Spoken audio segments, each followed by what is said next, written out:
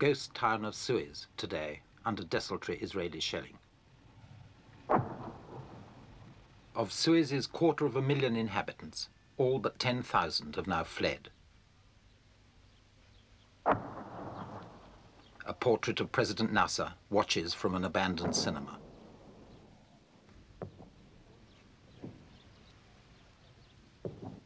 The once thriving port has long been paralyzed. Today, Suez is peopled mainly by the Egyptian army.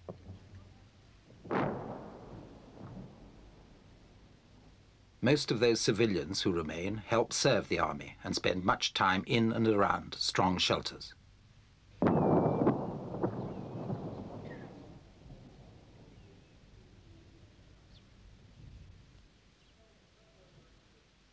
What do you feel you're really fighting for? Are you just fighting here on the Canal to get the Israelis to withdraw from Sinai, or are you fighting for Palestine as well?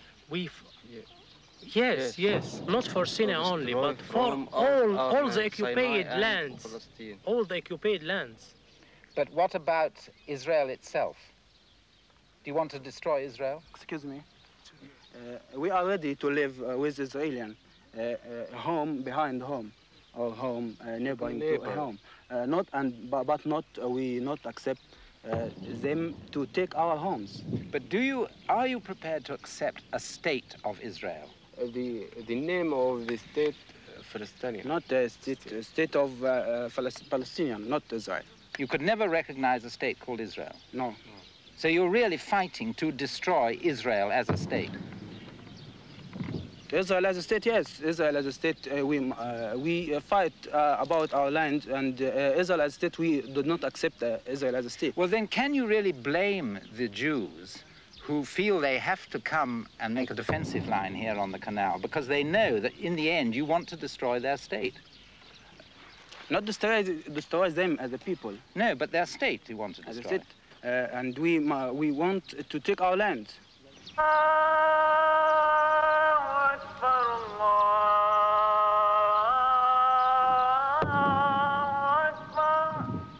In this unnaturally calm waiting room of war on the canal, the whole Middle East crisis lies totally unresolved. The Israelis retaliate for the Egyptian breaking of the ceasefire. The Egyptians break the ceasefire, they say, because the Israelis won't accept the UN resolution to withdraw to their former frontiers. Meanwhile, schools, hospitals and houses, now mostly empty, continue to be hit.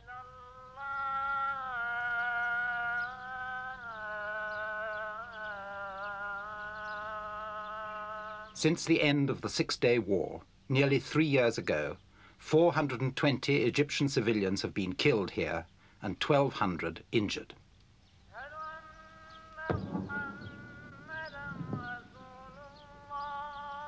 Sometimes among the ruins, death itself waits ugly in the heat, in the form of an unexploded Israeli bomb. 100 miles away, in a temporary refugee center south of Cairo, the poorest among those who once lived in Suez wait to return one day to their shattered homes. They could be forgiven for thinking only of themselves. He lost a brother and a son of 2 years old. And the house was completely destroyed. فطبعا دي عملية إجرامية وحشية من إسرائيل. طبعا تضرب ملايين. This is a savage way of treating the civilians. They're fighting now the civilians, not the military people. As an example, he gives Abu Zabal, what happened there a few weeks ago. This is the bombing the other day. The bombing of the factory. But does the fact that the Israelis are able to come here and bomb so easily, so close to Cairo, make them feel that perhaps President Nasser isn't the best leader? تفتكروا ان هو ان اسرائيل انها بتدخل بالسهوله دي ان الرئيس جمال عبد الناصر مش قائد كويس بالنسبه لكم؟ لا طبعا قائد عظيم، قائد عظيم وهيفضل صامد في الجمهوريه العربيه المتحده. He is a great leader and he is the best leader we ever had, and we are behind him until he leads us to victory and gets rid of all the Israelis from our land. What are their feelings about the Jews? ايه شعوركم نحو اليهود؟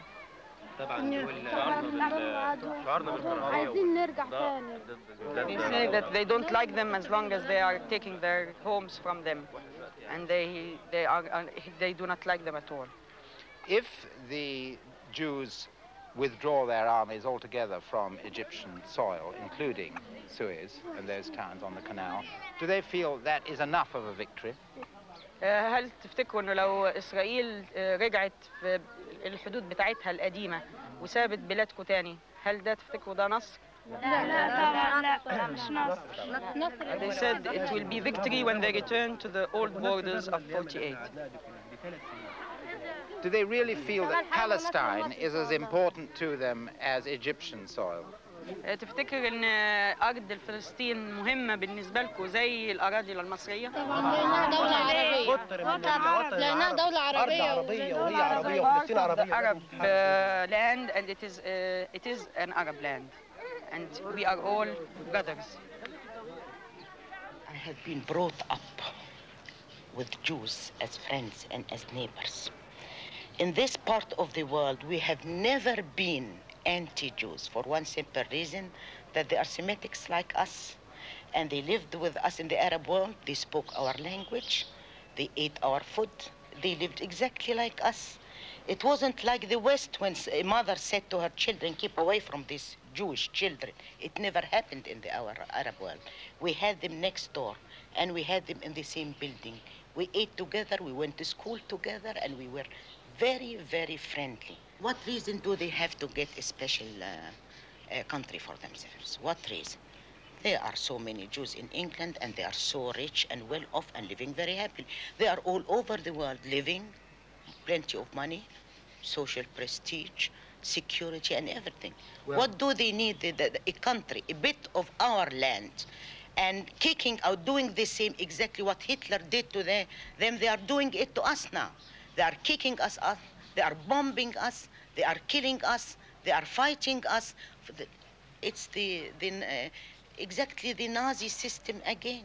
Everything they had suffered, they are taking revenge on us. We didn't persecute them.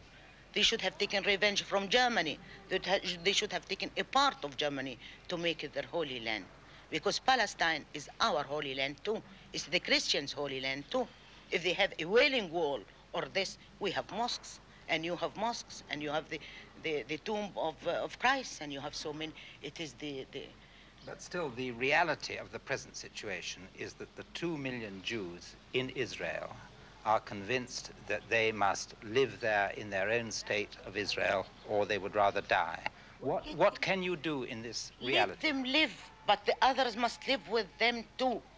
I mean, the million refugees. If I may say so, they do live with them already. The Arabs who live in the state of Israel are Israeli citizens, and they're allowed to practice their Muslim religion. Very small minority, but there is a million refugee, Palestinian refugee in the desert. Do they allow them to go back? No. And this, for you, would solve the problem? It will help in solving the problem. It will help a great deal. If they allow the Arab refugees to go back, if they compensate them for their lost property, because I'm sure that many of them would not like to go back, but some would, to compensate them for their lost property. But in the meantime, if you continue to threaten them with war, if they don't do this, can you blame them for being very strong and taking defensive measures themselves? Do you really mean it when you say that we threaten them with war? We have always been pictured to the West in the shape of the wolves, 7 wolves, or the 8 wolves, trying to eat and devour the poor, peace-loving lamb. Who is devoured who? Who is the wolf and who is the lamb? Yet in Cairo itself, there are no very obvious signs of Egypt being devoured. In this vast city with more than twice the population of the whole of Israel, the war that may come and the sort of half-war that's here now assume an almost free and easy routine perspective. The perennial problems of Egypt, like illiteracy and overpopulation, seem here more obvious, and even progress with these can be noticed. For all the overcrowding of public transport, this has actually been improved recently with a supply of buses from Hungary. Anti-blast walls, though Israeli aircraft have bombed the suburbs and buzzed the center of Cairo, seem more just a hindrance to normal life, as do sandbags in front of doorways. There's been no shortage of consumer goods since the end of the Six-Day War, and many an ordinary Cairo family is today more prosperous than it's ever been.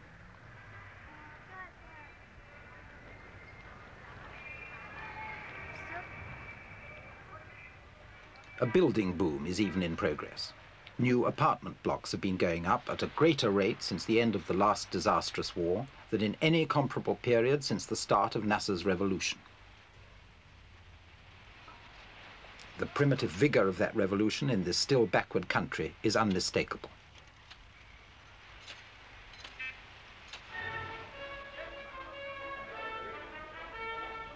At the Cairo Opera House, a new Egyptian ballet season is in rehearsal.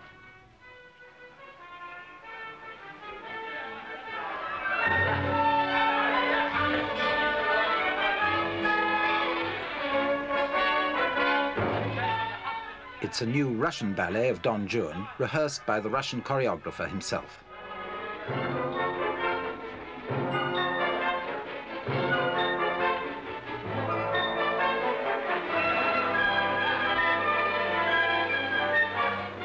You're the leading ballerina of this troupe, right? That's right. And you're Egyptian? Yes. How much does the whole situation with Israel really concern you? Well, it concerns me as much as it concerns everybody in the nation. We're all very tense and looking forward to an end meaning victory. And what does victory mean exactly? Well, we want rights for the Palestinian people. That is our land back. And you consider the land in Palestine as much your land as the land in Sinai that the Israelis have? Well, we feel that we're one great nation, and these people are our people. And this isn't just what you're saying because it's the propaganda line. You really feel this yourself? No, I do really deeply, sincerely believe in what I'm saying, and everybody else does too. How does this warlike situation really affect you here in Cairo day by day? Well, daily life goes on. We're not bothered. We get up and go to work as usual. If there's an air raid, everybody just keeps going till they all clear, and there you are. So it's nothing really very serious yet here in Cairo, is it? Well, it has been. I've heard bombing sitting in the garden. But, yes, but you were sitting in the garden. I was sitting in the garden, but I rushed into the house, I can tell you that. Close enough. You remember that factory that was bombed, and there were 70 or over 70, about 90 workmen killed, and they're quite innocent people. It wasn't war. All the time one thinks about it because it affects my daily life. It affects the money available to spend on other things. It affects the state of prosperity of patients. Do you ever wonder whether this enormous amount of money you're spending on armaments and the terrific devotion of resources to this situation is worth it? It's worth it in a moral sense. The feeling of a terrific injustice, nobody can live with it. You couldn't live with it in England when you felt that the Germans were overrunning all of Europe. You wouldn't have been able to live in a Nazi-dominated world. Well, I feel that we can't live in a world in which the Arabs feel that a very great injustice is done to them. Now, what are you talking about? Are you talking only about the Israeli armies in the territories they occupied as a result of the war? Because after all, there's quite a difference between that, which they occupied, as they thought, defensively, and the Nazi domination of Europe. Yes, there is a difference in degree, perhaps, but not in kind. I mean, just as the Nazis were aggressors, so I think the Israelis were aggressors. I know that since the establishment of the Zionist enclave after the Balfour Declaration, it has been in a continuous unfolding process of expansion. And at every stage, it says, this is the limit. The whole pattern of Zionist and Israeli policy has always been to project a limited objective at a particular time, consolidate it, and then move forward into new vistas of territorial expansion. But as you would realize that Israel is the only country in the world which has never, since its inception, defined or declared a borders or frontiers, neither in its textbooks or in its statutes or in its laws.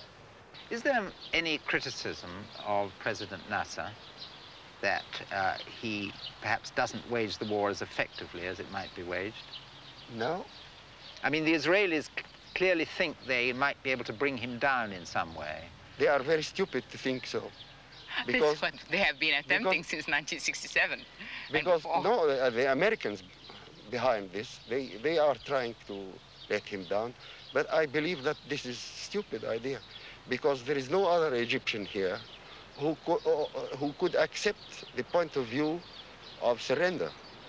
But when these bombing raids take place, and when, as occasionally has happened lately, the Israelis have made raids and removed radar stations from it, don't people feel that there must be a great deal of inefficiency still somewhere? Of course. There's a feeling of frustration that we want to do something much better than our level of performance at the time being. But we know that the Israelis are backed by the Americans, and they are superior, technically speaking. The sense of frustration might move us into channeling our efforts in a better way.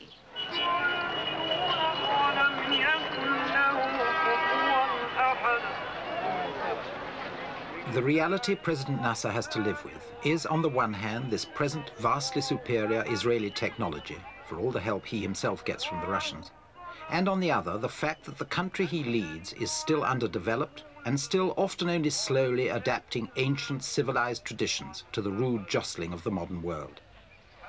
It's a country still of great poverty and simplicity, and in this simple poverty of its teeming masses, with one of the highest birth rates in the world, lies both Nasser's present weakness and his potential future strength.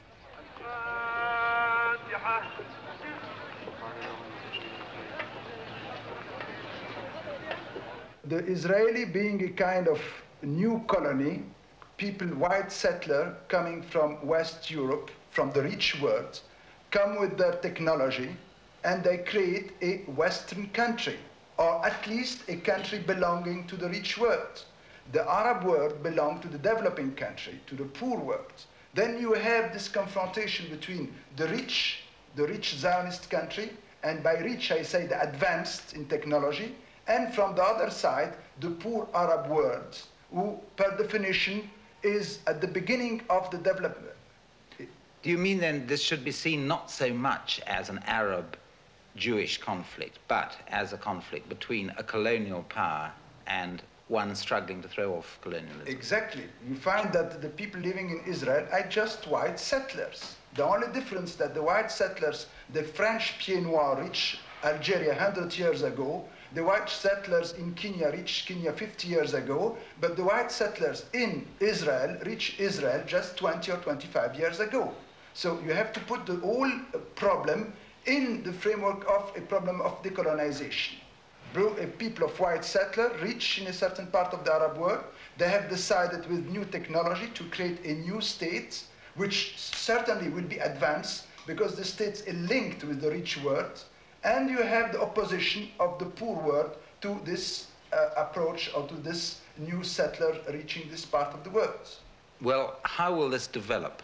As the French settler have left Algeria, as the Italian settlers, white settler have left Libya, as you have the British white settler left Kenya and Uganda, I believe that the solution will be that the Zionist white settler will leave Israel in the next 20 or 30 years. Well, there is a difference, inasmuch as the settlers in Algeria, Kenya, etc., did have a home of sorts to go back to.